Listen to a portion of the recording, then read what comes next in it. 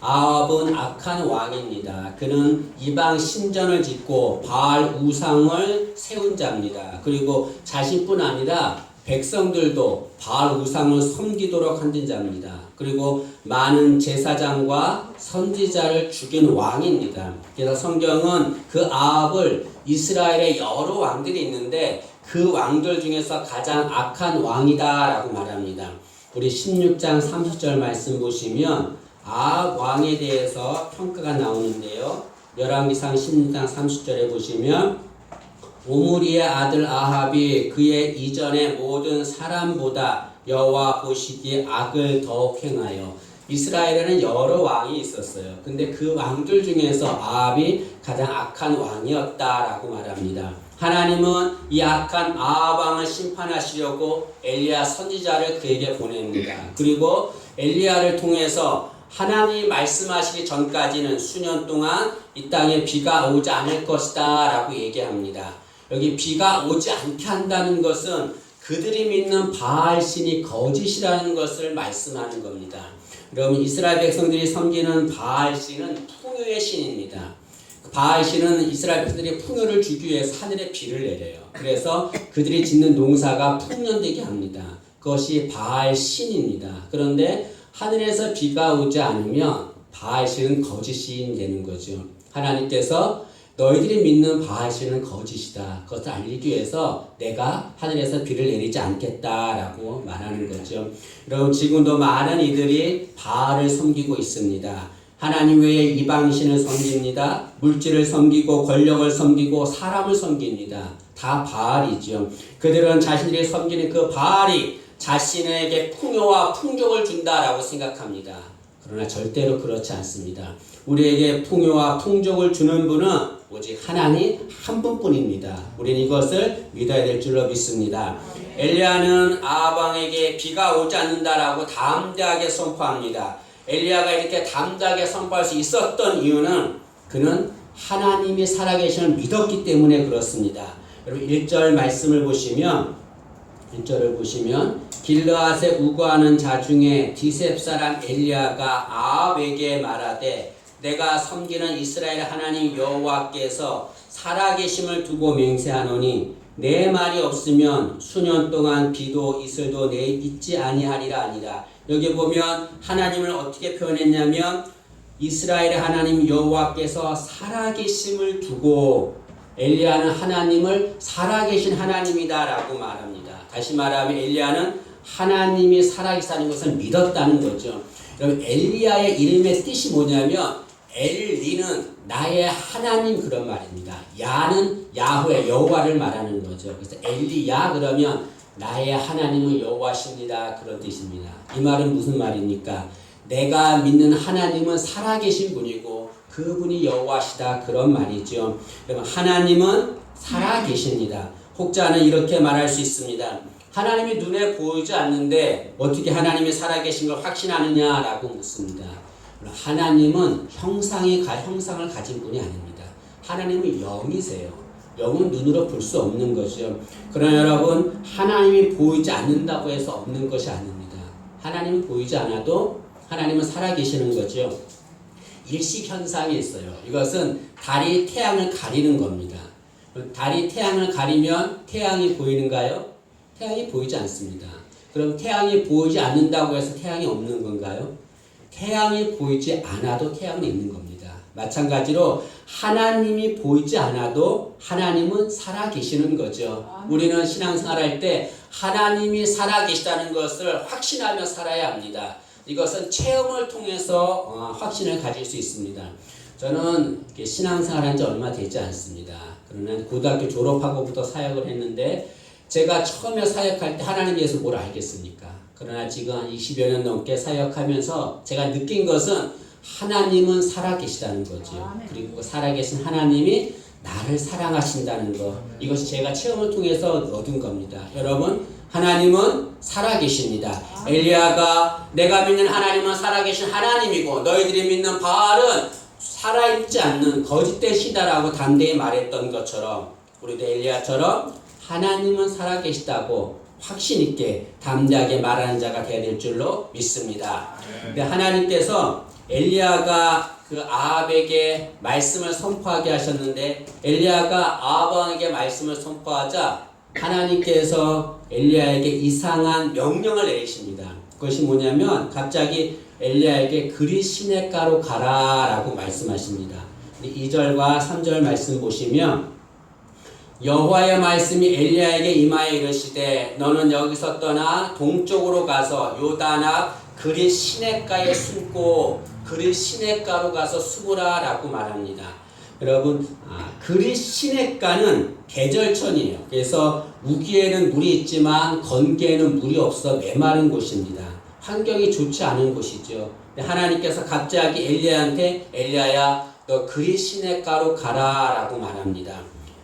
하나님께서 왜 엘리야에게 그리 시냇가로 가라고 하셨을까요? 그것은 엘리야를 위해서 그리 시냇가로 가라고 한 것입니다. 여러분, 그리 시냇가는 환경이 좋지 않은 곳이라고 했어요.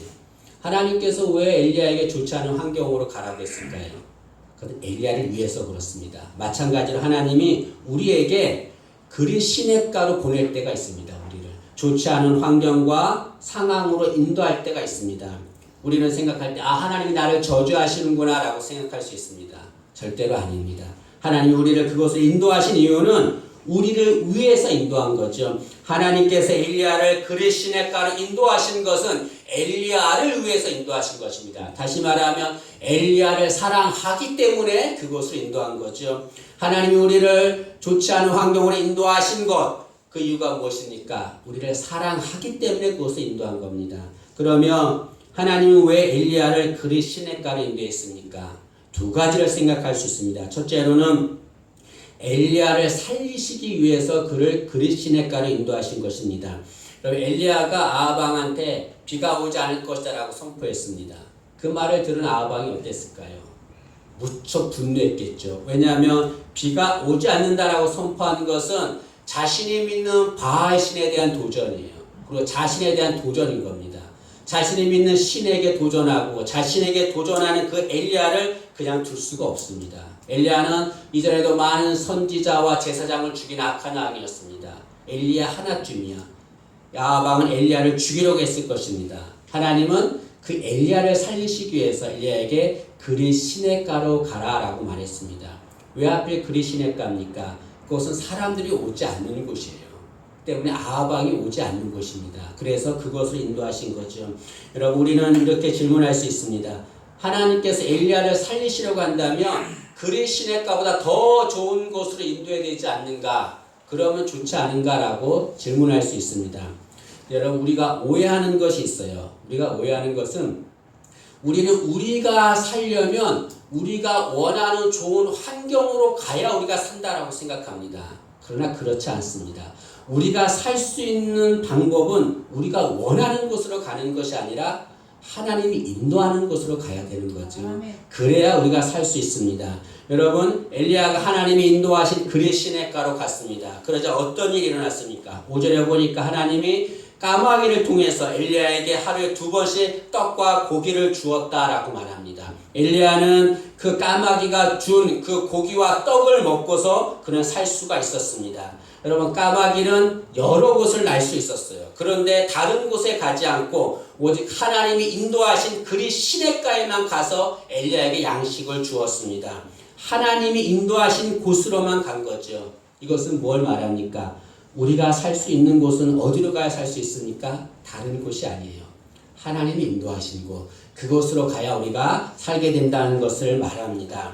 하나님은 우리가 원하지 않는 곳, 원하지 않는 상황으로 인도하실 때가 있습니다. 그래도 우리는 하나님 인도하시는 그곳으로 순종하며 가야 합니다. 하나님 만드신 상황과 환경을 인정해야 합니다. 왜 그렇습니까? 그곳이 우리가 살 수 있는 곳이기 때문에 그렇습니다.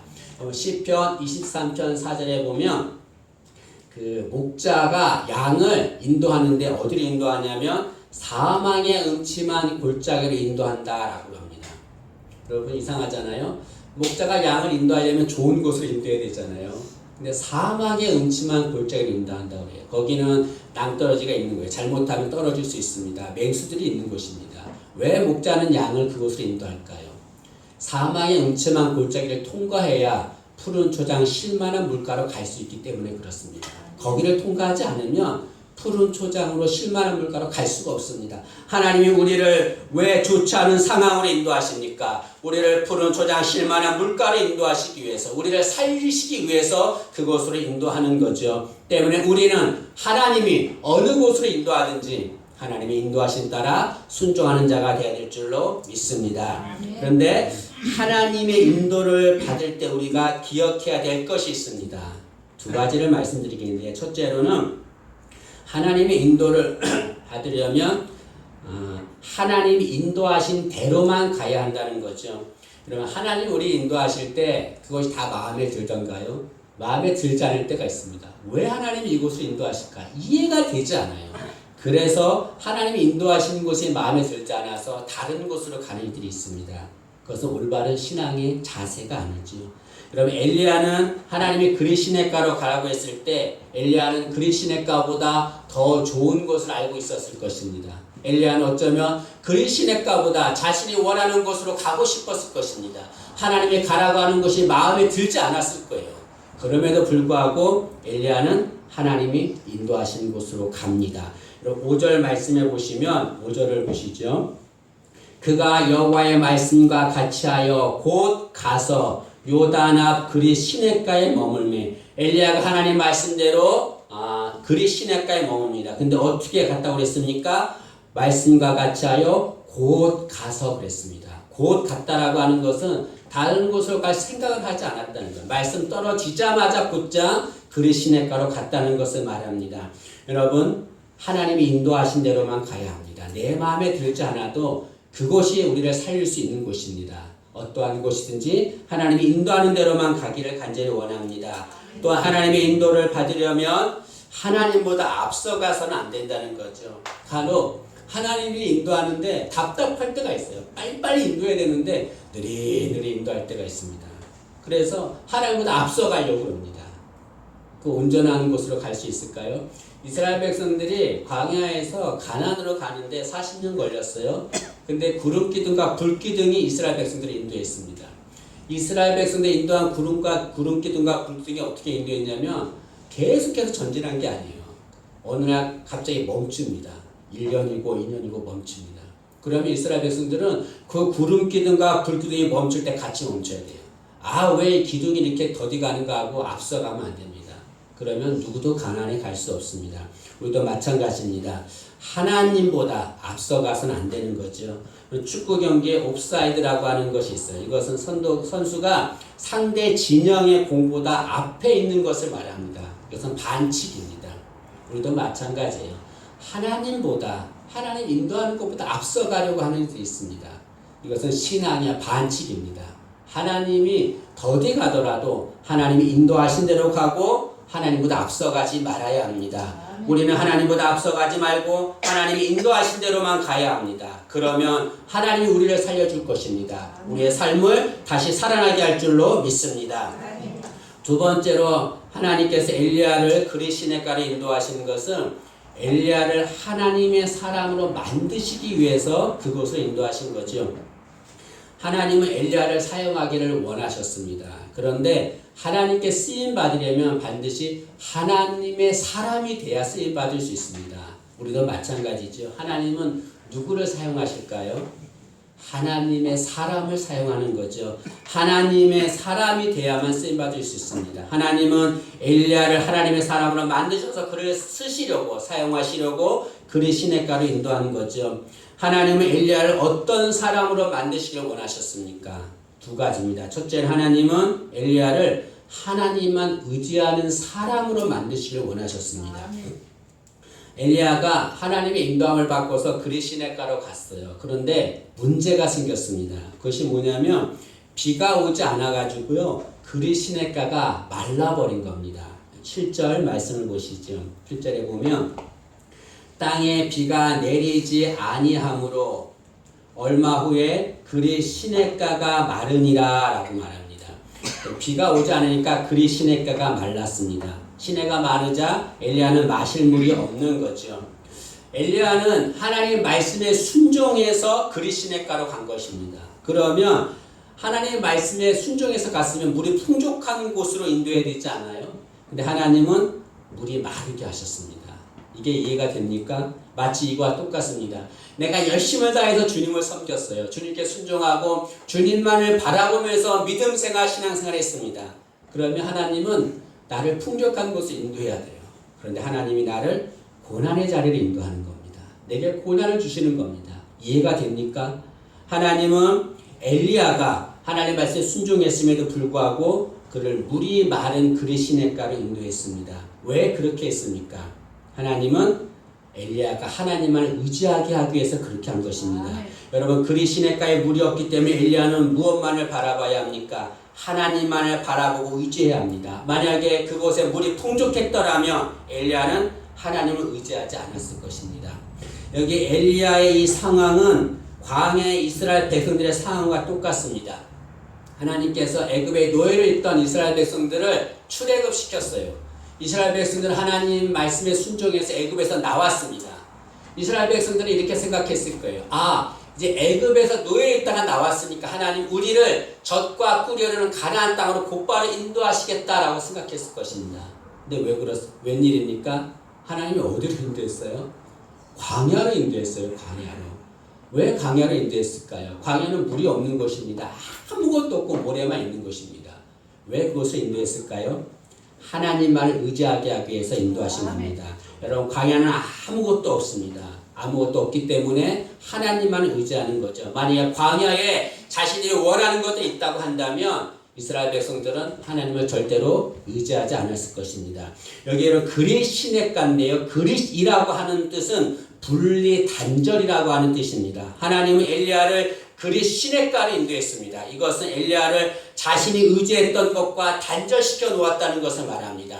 엘리야는 그 전에 자신이 의지했던 것들이 있었어요. 그것이 무엇인지 모르지만 그러나 하나님은 자신이 엘리야가 의지했던 모든 것들을 다 단절시키셨습니다. 분리시켜 놓았어요.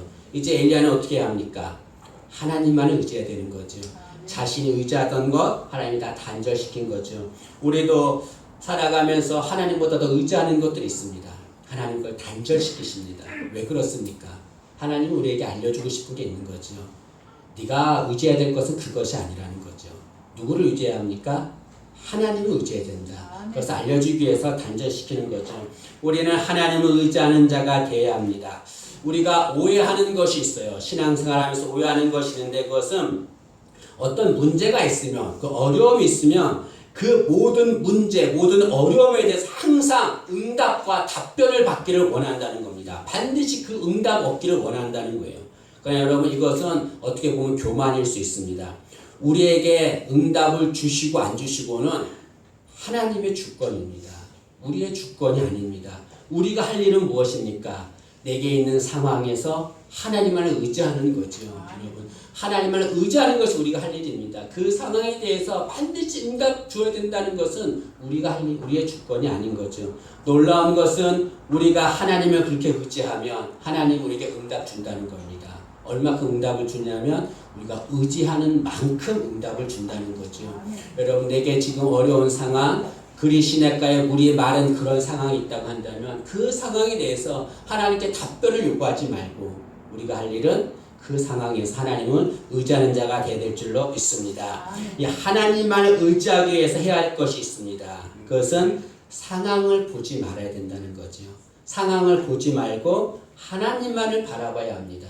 그래야 하나님을 의지할 수 있습니다.